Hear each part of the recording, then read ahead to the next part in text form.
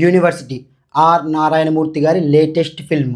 ఆయనంటే సమాజంలో ప్రతి ఒక్కరికి కూడా గౌరవం ఉంటుంది. ఆయన సినిమాలు చూసినా చూడకపోయినా, ఆయన సిద్ధాంతాలతో ఏకీభవించినా ఏకీభవించకపోయినా సరే ఆ గౌరవం ఉంటుంది. ఆయన వ్యక్తిత్వం సినిమాల ద్వారా సంపాదించుకున్న గొప్ప ఆస్తి గౌరవం. ఆయన కమర్షియల్ సినిమాల్లో నటిస్తే కోట్లు ఇవ్వడానికి కూడా సిద్ధంగా మేకర్స్ ఉన్నా సరే, నేను ప్రజల కష్టాలను చెప్తూ వాటికి సొల్యూషన్స్ను చూపించే సినిమాల్లో మాత్రమే నటిస్తానన్న గొప్ప వ్యక్తి ఆర్ నారాయణమూర్తి గారు. అసలు తన సినిమాల్ని తానే చూడనటువంటి బ్రహ్మానందం గారు లాంటి వ్యక్తి ఆర్ నారాయణమూర్తి గారు కేకేస్తే వచ్చి యూనివర్సిటీ సినిమాని ప్రమోట్ చేయడమే కాకుండా సినిమాని చూసి కూడా వెళ్ళారు. ఆ రేంజ్లో అందరూ నారాయణమూర్తి గారిని గౌరవిస్తారు. మనిషి గొప్పతనం రూపంలోనూ అలంకారాల్లోనూ కాకుండా వ్యక్తిత్వంలోనూ తను చేసే వర్క్లోనూ ఉంటుంది అని నిరూపించిన గొప్ప వ్యక్తి ఆర్ నారాయణమూర్తి గారు. అలాంటి నారాయణమూర్తి గారి సినిమాలు ఈ మధ్య కాలంలో బాగా ఆడట్లేదు.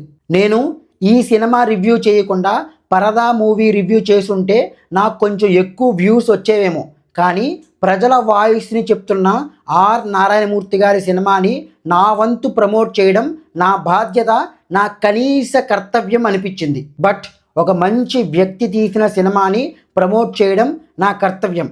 అలాగే సినిమా విశ్లేషణ హానెస్ట్గా ఇవ్వడం కూడా నా బాధ్యత. అదే నా సిద్ధాంతం. ఈ యూనివర్సిటీ పేపర్ లీక్ సినిమా కథలో మంచి సందేశం ఉన్నప్పటికీ కూడా ఎగ్జిక్యూషన్ చాలా బ్యాడ్గా చేశారు. ఈ సినిమాకి కర్త కర్మ క్రియ అన్నీ కూడా నారాయణమూర్తి గారే కాబట్టి ఈ సినిమా బ్యాడ్ ఎగ్జిక్యూషన్కి కూడా నారాయణమూర్తి గారే బాధ్యుడు. 40 సంవత్సరాలుగా సినిమాలు తీస్తున్న నారాయణమూర్తి గారు ఇప్పటికీ కూడా 40 సంవత్సరాల క్రితం ఎలా సినిమా తీసేవారో అలాగే సినిమాలు తీస్తున్నారు. అదే ఈ యూనివర్సిటీ అనే సినిమాకి ఒక పెద్ద మైనస్. ఇప్పటి నవతరానికి నచ్చాలి అని సినిమాలో ఎక్కువగా యూత్ని ఇన్వాల్వ్ చేసి వారితో ట్రెండీ డ్యాన్స్ స్టెప్స్ని అలాగే వెస్ట్రన్ కైండ్ ఆఫ్ సాంగ్స్ని ఇంగ్లీష్ సాంగ్స్ని పెట్టిన వాటిలో మళ్ళీ యథాప్రకారంగా నారాయణమూర్తి గారి ఓల్డ్ అండ్ రొటీన్ ఎక్స్ప్రెషన్స్ని ఇచ్చేసరికి వాటి వల్ల ఎలాంటి ప్రయోజనం కూడా లేకుండా పోయింది. సినిమాకి అతి పెద్ద లెట్డౌన్ ఎడిటింగ్. సెన్సార్ సర్టిఫికెట్లో సినిమా లెంగ్త్ 163 మినిట్స్ అని ఉంటే సినిమా మాత్రం 2 అవర్స్లో అయిపోయింది. అంటే సినిమా రిలీజ్కి ముందు 30 to 40 మినిట్స్ ఆఫ్ సినిమాని కట్ చేశారు.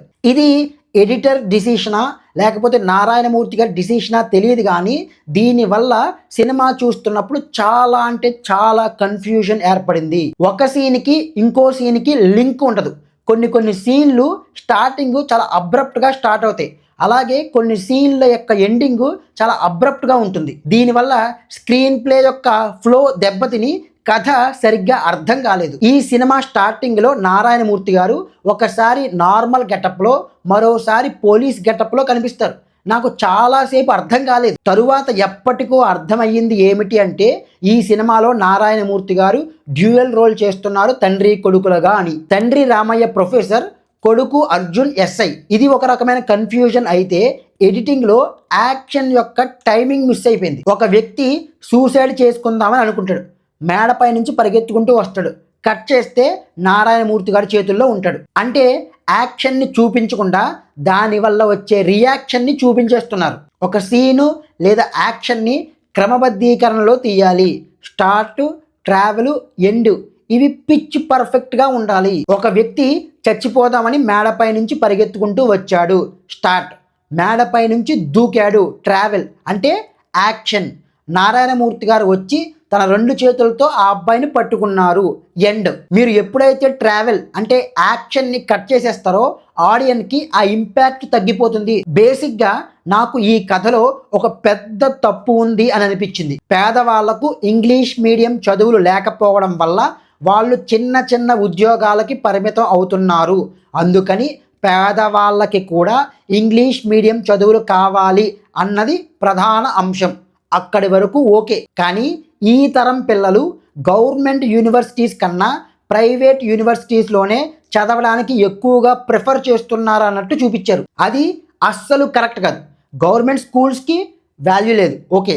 గవర్నమెంట్ ఇంటర్ అండ్ డిగ్రీ కాలేజెస్కి వాల్యూ లేదు, అది కూడా ఓకే. కానీ గవర్నమెంట్ యూనివర్సిటీస్కి చాలా అంటే చాలా డిమాండ్, క్రేజ్, వాల్యూ ఉంటుంది. మంచి విద్యను పొందాలి అనుకునే ప్రతి ఒక్క విద్యార్థి ముందుగా తమ ప్రిఫరెన్స్ని గవర్నమెంట్ యూనివర్సిటీస్కి ఇచ్చి తరువాతే ప్రైవేట్ యూనివర్సిటీస్కి ఇస్తారు. చాలామంది ఆంధ్ర యూనివర్సిటీ జేఎన్టీయూకేల్లో సీటు రావడం చాలా గొప్ప విషయంగా భావిస్తారు. అలాంటి గవర్నమెంట్ యూనివర్సిటీస్కి విలువ లేదు అన్నట్టు చూపించడం కథలో ఒక పెద్ద ఫ్లా. అండ్ ఈ సినిమాలో మరో అతి పెద్ద ఫ్లా ఏంటి అంటే, సమాజంలో ఒక తప్పు ఉంది, ఆ తప్పుని వీలైనంత ఆథెంటిక్గా ఎఫెక్టివ్గా చెప్పాలి. కానీ అలా కాకుండా ఆ తప్పుని మరీ అతిగా క్రూయల్గా పెంచి చూపించడం వల్ల అసలైన ఎమోషన్ డైల్యూట్ అయిపోతుంది. అప్పుడు ఆడియన్స్ ఆ తప్పుని రిలేటబుల్గా ఫీల్ అవ్వరు. ఈ సినిమాలో అదే జరిగింది. ఈ సినిమాలో మల్లారెడ్డిని పోలి ఉండే ఒక విలన్ ఉంటాడు. అతడు ఒక విద్యా బకాసురుడు. ఆ విలన్ని వాడు చేసే పని చాలా చాలా బ్యాడ్గా చూపించాలని, వాడు దుష్టుడు, వాడికి పిల్లలు అవసరం లేదు, వ్యాపారమే ముఖ్యం, దానికోసం తన స్టూడెంట్ని అత్యంత పాశవికంగా రేప్ చేసి కాల్చి చంపిస్తాడు. పేద పిల్లలు ఇంగ్లీష్ మీడియం చదువుకుంటే ఎక్కడ బాగుపడిపోతారో అని వాళ్ళు ఇంగ్లీష్ మీడియం చదవకుండా తెలుగు మీడియమే చదివేలా చేస్తాడు. ఇలా చాలా బ్యాడ్గా చూపించారు అతన్ని. దానితో రిలేటబుల్ ఆథెంటిసిటీ మిస్ అయ్యి ఎమోషన్ డైల్యూట్ అయ్యింది. ఇంకా ఈ సినిమాలో ఇంకో అతి పెద్ద మైనస్ యాక్టర్స్. ఈ సినిమాలో నటించిన మోర్ దెన్ 90% ఆర్టిస్టులు అస్సలు బాగా చేయలేదు. ఏమైంది అంటే, యాక్టింగ్ అంటే ఇంట్రెస్ట్ ఉన్న వాళ్ళు అన్ని రంగాల్లోనూ ఉంటారు, అంత మాత్రాన వాళ్ళు టాలెంటెడ్ యాక్టర్స్ అవ్వరు. నారాయణమూర్తి గారు లాంటి ఒక మంచి పేరున్న యాక్టర్ అడగగానే వాళ్ళందరూ వచ్చేస్తారు. అప్పుడు నారాయణమూర్తి గారు వాళ్ళందరినీ ఫిల్టర్ చేసి మంచి టాలెంటెడ్ యాక్టర్స్ని క్యాస్ట్ చేసుకోవాలి. అలా చేయకపోవడం వల్ల బ్యాడ్ యాక్టర్స్ అంతా కూడా ఈ సినిమాలో కనిపిస్తారు. ఈ సినిమాలో చాలా ఇంపార్టెంట్ క్యారెక్టర్లో నటించిన కుర్రాడు సోమేష్ చాలా బ్యాడ్ పర్ఫార్మర్. అతను నవ్వుతున్నాడో ఏడుస్తున్నాడో అర్థం కావట్లేదు. ఇంకా విలన్గా చేసిన యాక్టర్ అయితే ఓవర్ యాక్షన్ చేస్తాడు. ఒక సీరియస్ సన్నివేశంలో ఒక తల్లి తన కూతురుని కొడుతుంది. అప్పుడు ఆ కూతురు చిన్నగా నవ్వుతుంది. యాక్చువల్గా చెప్పాలంటే ఆ షాట్ ఓకే అవ్వకూడదు, కానీ ఓకే అయిపోయింది. ఇలా అందరూ అతిగా బ్యాడ్ పర్ఫార్మెన్సెస్ లేదా అండర్ పర్ఫార్మెన్సెస్ చేస్తారు. ఒక్కతను మాత్రం చాలా బాగా చేశారు, ఎల్లాప్రగడ సౌభాగ్య కృష్ణేశ్వరరావు. ఈయన చాలా బాగా నటించారు.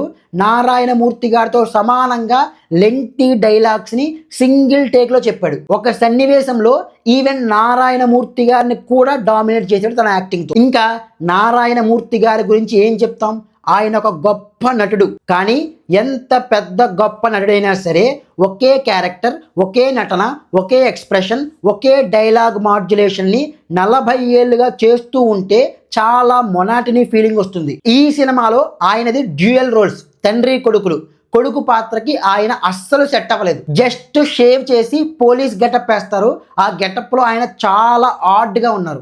డ్యూయల్ రోల్స్ చేయడం వల్ల తండ్రి పాత్రకి గెడ్డం, కొడుకు పాత్రకి గెడ్డం లేకుండా ఒక డిఫరెన్స్ని చూపించారు. అందువల్ల తండ్రి కొడుకులు కలిసి ఉండే సన్నివేశాలు ఒకేసారి తీయలేదు.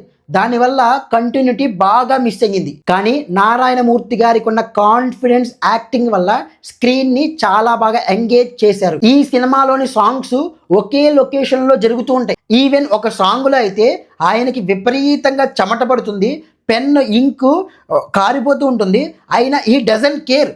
ఆయనకి ఎమోషన్స్ మాత్రమే మ్యాటర్ అని ఫీల్ అవుతారు ఆయన. ఈ వయసులో కూడా ఇంత లెంగ్తీ డైలాగ్స్ని సింగిల్ షాట్లో చెప్పడం చాలా చాలా అభినందనీయం. ఇక టెక్నికల్ ఆస్పెక్ట్స్ విషయానికి వస్తే ఈ సినిమా చాలా అండర్ పర్ఫామ్ చేస్తుంది. సినిమాటోగ్రఫీ బాలేదు, ఫ్రేమ్స్ చాలా ఆడ్గా ఉన్నాయి, సౌండ్ డిజైన్ అండ్ మిక్సింగ్ అస్సలు సింక్ ఉండదు, ఫైట్స్ అస్సలు బాగోవు. అందులో వాళ్ళు ఇచ్చే ఎక్స్ప్రెషన్స్ చాలా ఎబ్బెట్టుగా ఉంటాయి. సాంగ్ కొరియోగ్రఫీలో పర్ఫెక్షన్ లేదు. నా వరకు అయితే ఒక్క మ్యూజిక్ డిపార్ట్మెంట్ మాత్రమే కొంచెం మంచిగా పనిచేసింది ఈ సినిమాకి. బ్యాక్గ్రౌండ్ స్కోర్ బాగుంది, సాంగ్స్లో అయితే ఆ వైబ్ ఉంటుంది, బాగుంది. ఇక సినిమాలో లాజిక్స్ అయితే చాలా చాలా చాలా బ్యాడ్గా ఉన్నాయి. గన్స్తో నుదురు మీద, కంఠాల మీద కాల్చినా సరే వాళ్ళు ఇంకా మాట్లాడుతూ ఎక్స్ప్రెషన్స్ ఇస్తూ ఉంటారు. ఇక నారాయణమూర్తి గారికి చెప్పేటంతటి వాడిని కాదు, కానీ ఈ జాబ్ డిస్పరేషన్ మాత్రం వదిలేయండి సార్. మీరు అణగారిన వర్గాలకు లేదా పేదవాళ్లకు గవర్నమెంట్ జాబ్స్ లేదా అట్లీస్ట్ ప్రైవేట్ జాబ్స్ వచ్చినా సరే వాళ్ళ జీవితాలు అభివృద్ధి చెందుతాయి అన్న భావన కరెక్ట్ కాదు. అది ఒకప్పుడు, ఇప్పుడు కాదు. ఇప్పుడు జాబ్ ఒక్కటే కాదు, అసలు జాబే వద్దు, బిజినెస్ చేయండి, ఒక ఆంటర్ప్రెన్యూర్ అవ్వండి, ఒక యూనికార్న్ని బిల్డ్ చేయండి, డ్రీమ్ బిగ్, ఇండివిజువల్గా ఫ్రీడమ్గా అభివృద్ధి చెందండి అని చెప్పండి. అలాగే ఈ రాడికల్ మెంటాలిటీని ప్రమోట్ చేయడం మానేయండి. నక్సలైట్స్లో ఎవరైనా కోవట్ ఉంటే వాళ్ళు పసిగట్టి కొట్టి చంపేస్తారు ఆ కోవట్ని.